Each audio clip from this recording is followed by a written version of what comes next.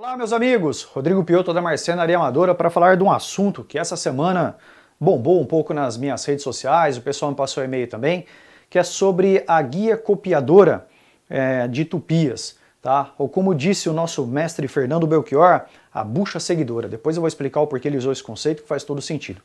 Pessoal, a guia copiadora é usada quando você tem alguns gabaritos, né, que você precisa fazer rebaixo ou usinagem em curvas.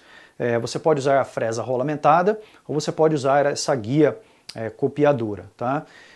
E essa semana eu disse que muitas pessoas comentaram e eu interagi com o pessoal que o Laerte Medeiros, lá da Academia da Madeira, ele postou uma dúvida que era como fazer um rebaixo de diâmetro largo, se não me engano de 5 centímetros de diâmetro, já que os Beech Forstners que nós temos, ou as brocas chatas, elas têm diâmetro reduzido.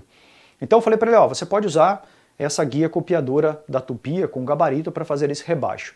E o Osmânio de Paula também passou um e-mail perguntando sobre dúvidas sobre essa guia aqui. E aí eu decidi vir para a oficina para fazer um vídeo para explicar como usar essa guia copiadora. O que acontece, pessoal? Tem algumas tupias aqui na minha oficina. Uma delas é essa tupia laminadora, e aí eu estava procurando essa guia e eu não encontrei. Então não sei se veio no kit ou se acabei perdendo aqui na oficina. E aí mexendo nas gavetas, eu achei essa outra aqui, que é uma guia maior, que é usada para tupia de coluna. E eu tenho duas tupias de coluna. Eu tenho uma da Black & Decker, e aí procurando aqui, dando uma olhada, essa guia não serve aqui, então não é desse modelo. E eu tenho uma outra tupia, que é uma tupia da Skill, que não está aqui. Eu fui fazendo um trabalho na casa do meu amigo Zé Vicente, eu levei a tupia para lá, acabou ficando lá. Então não sei se essa guia é de lá, porque eu não consegui testar. E por sinal, pessoal, é uma guia muito mal acabada, tá? Eu acho que ela não ia funcionar bem. Ela tem algumas rebarbas aqui, eu tô vendo que está até um pouco amassada. E aí que eu decidi fazer? Construir uma guia para tupia, usando materiais simples. Eu vou usar aqui um MDF, tá? Vou fazer o corte aqui e mostrar para vocês. Esse aqui é um MDF de 6 milímetros. E materiais que vocês encontram na oficina. Então essa aqui é uma porca-garro, você pode usar alguma outra bucha. Tem alguns cuidados em relação às dimensões desse mecanismo. Eu não cheguei a construir ele, só é uma ideia, então vou mostrar para vocês aqui o passo a passo. E esse mecanismo ele pode ser usado tanto para tupia laminadora quanto para tupia de coluna. Então, pessoal, vamos para o passo a passo.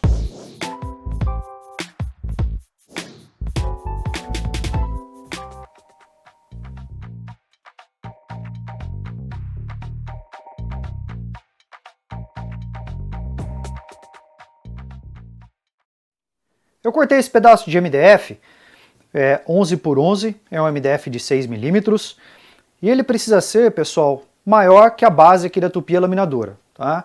Não precisa ser uma madeira esquadrejada, bonitinha, porque o que interessa mesmo é a fixação aqui na base. O ideal, pessoal, é não usar uma madeira muito espessa, porque as fresas elas não são muito longas. Então se você usar uma madeira muito grossa, você acaba não tendo espaço para que a máquina prenda a haste aqui da fresa. Então eu tenho algumas aqui na minha oficina, eu estava analisando, essa aqui é um pouco mais curta e essa aqui é um pouco longa, um pouco mais longa, então ela funciona melhor. Tá? Então se você usar uma madeira muito grossa, fica pouco material aqui para a máquina prender a fresa. Aqui na tupia, na base, eu tenho 4 parafusos, eu tenho uma parte aqui superior de acrílico, então vou soltar os 4 parafusos e remover essa parte aqui de cima.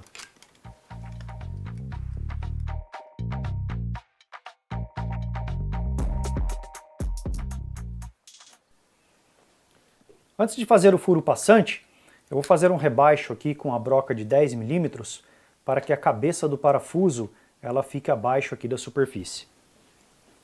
Vou marcar para fazer a furação dos 4 furos.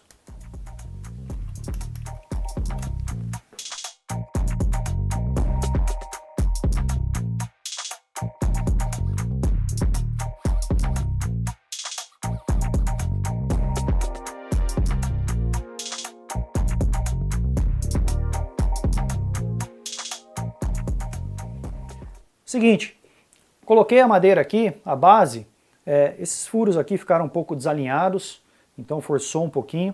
Eu devia ter usado essa tampinha aqui como guia, assim a furação ficaria certinho. Mas não tem problema, vai funcionar assim mesmo. Pessoal, qual que é o próximo passo? Eu preciso fazer um furo central para encaixar essa porca-garra. Para quem não conhece, pessoal, a porca-garra é uma porca que ela tem um acabamento aqui, ela tem algumas garras que ela trava na madeira. Então eu vou colocar ela aqui de baixo para cima e ela vai ficar com essa pontinha para cima do MDF, que é essa parte aqui que vai fazer a função do copiador. Então esse aqui é o copiador, ele tem essa flange aqui e aqui vai ficar uma flange para fora. É claro que eu vou ter que tirar essas garrinhas, né, desamassar ela. E qual que é a sequência? Eu estava fazendo alguns testes aqui, e para fazer esse furo da melhor forma possível, eu vou fazer uma marcação com uma broca, uma fresa bem fininha, e antes de fazer o furo central, né, que é esse furo maior aqui, eu vou fazer um rebaixo com o Bit Forstner, porque o ideal, pessoal, é que essa parte de metal que vai ficar na parte de baixo, ela fique embutida no MDF. Para quê? Para que você tenha mais espaço na fresa, né? Para que a fresa não fique passando aqui, fique um acabamento melhor. Então a sequência é fazer uma marcação com uma fresa bem fininha, fazer o rebaixo com o Bit Forstner e depois fazer a furação final usando a fresa aqui que serve certinho no diâmetro da porca-garra.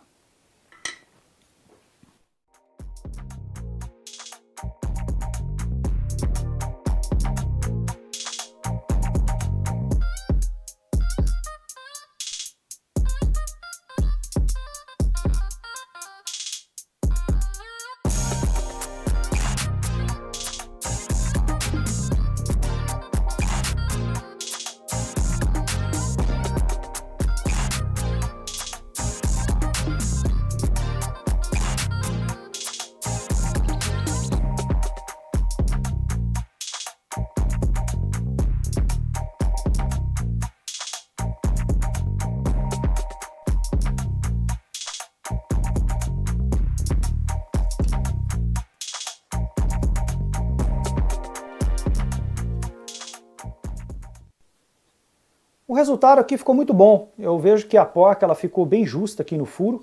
Se eu volto um pouquinho, ela sobra um pouco, mas a porca-garra ela é meio cônica. Então aqui, quando eu encaixo ela 100%, ela fica bem justinha. É uma recomendação, pessoal. Eu fiz o rebaixo aqui usando o Bit Forstner com uma furadeira manual. Então pode ser que tenha ficado uma leve inclinaçãozinha. Se você tiver uma furadeira de bancada, eu recomendo, porque assim a gente garante que ela fica 100% alinhado. Como é uma peça que vai sofrer esforço, eu vou usar uma cola para colar as duas peças aqui, a parte de metal e a parte do MDF, que é a cola epóxi, que é uma cola bicomponente e ela é usada para juntar dois tipos de materiais. Essa cola ela tem um tempo de cura elevado, acho que por volta de 24 horas, então vou colar bem a peça aqui, já que é uma peça que vai sofrer esforço e ficar próximo de uma ferramenta em movimento, então a gente tem que ter esses cuidados. E aí depois que tiver 100% curada a cola, a gente vê como que ficou a resistência e a gente faz os testes.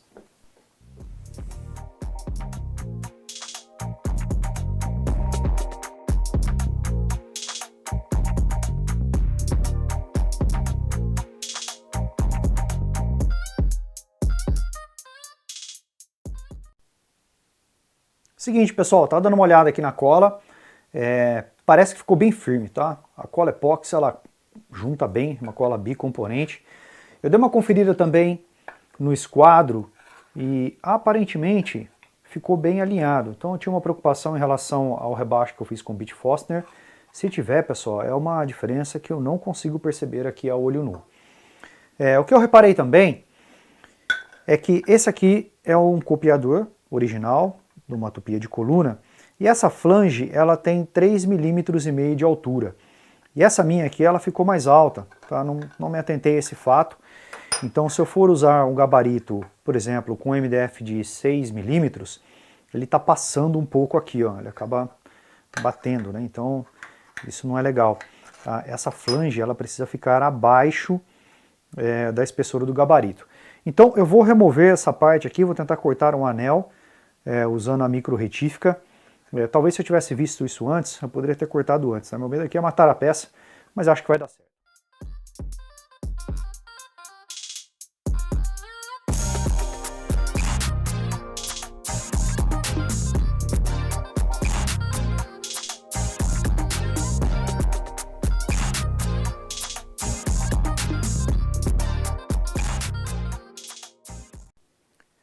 construir um gabarito aqui só para fazer algumas demonstrações.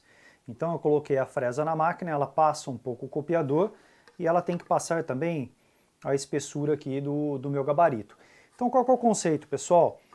Eu fiz aqui um furo circular, então a máquina, na hora que eu prender o gabarito na madeira, ela vai fazendo o quê? Ela vai fazendo a usinagem seguindo o contorno da peça. Isso pode ser para círculos como esse aqui, né, como desenhos de usinagem interna, ou aqui por fora de usinagem externa. Existe um delta aqui que é o offset, depois eu vou explicar um pouquinho sobre ele. Tem um outro aqui também que eu fiz para fazer um rebaixo. Então pessoal, vamos fazer o teste aí para ver como é que funciona.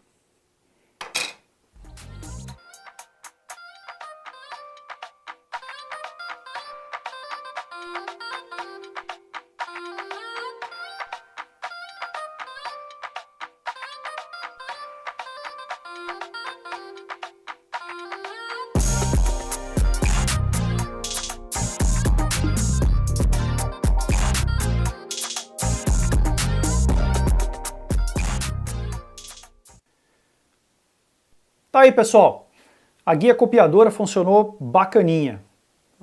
Você pode trabalhar com alguns outros gabaritos, com o gabarito que você quiser. Confesso que o resultado ficou até melhor do que eu imaginava. Alguns comentários, o tal do offset que eu falei para vocês. Se a gente medir o diâmetro desse furo aqui, ele é um diâmetro maior do que o diâmetro do rasgo aqui usinado. Por quê? Porque existe essa diferença entre a lâmina da serra e o copiador. Tudo isso, pessoal, vai depender do tipo de fresa que você está usando. Então aqui eu estou usando uma fresa menor, essa diferença medindo aqui, ela está dando de circunferência, de diâmetro, na verdade, aproximadamente 4,4 milímetros. Significa que se eu dividir por 2, eu tenho aqui um delta, né, um offset, como a gente chama, de 2,2 milímetros. Então tem que levar isso em consideração quando eu for fazer o meu gabarito, para que eu encontre, né, o tamanho certo aqui da usinagem que eu quero fazer.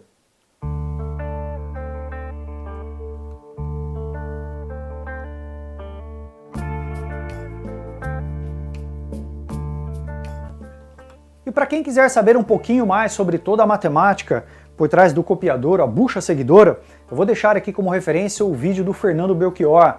Nosso mestre Fernando, ele explica muito bem. Acho que foi o vídeo no YouTube assim, mais explicativo sobre essa questão das diferenças de distância, como você pode usar outros gabaritos e assim por diante. Espero ter ajudado também os nossos amigos aí que estavam com dúvidas, né, de como fazer um rebaixo de diâmetro grande, já que os Beech Fasteners que nós temos disponíveis, eles têm diâmetros pequenos, tem alguns que são grandes, mas é difícil de ser encontrado por aí. E também, caso você não tenha nenhum copiador para sua tupia, seja tupia laminadora ou seja tupia de coluna, caso você tenha perdido por aí, né, porque é uma pecinha muito pequena, fácil de perder na oficina. Espero que vocês tenham gostado de saber como construir isso usando apenas uma porca-garra, que você encontra em qualquer casa de parafuso, e um pedacinho de MDF mais 4 parafusos, tá bom? Pessoal, se você gostou desse vídeo, deixa o seu like aqui embaixo. Se não é inscrito, se inscreva no canal também, assinale aí o sininho de notificação para receber os avisos de próximas postagens. Visite também Marcenaria Amadora lá no Instagram e também no Facebook. Tá bom, pessoal? Forte abraço a todos e até o próximo vídeo.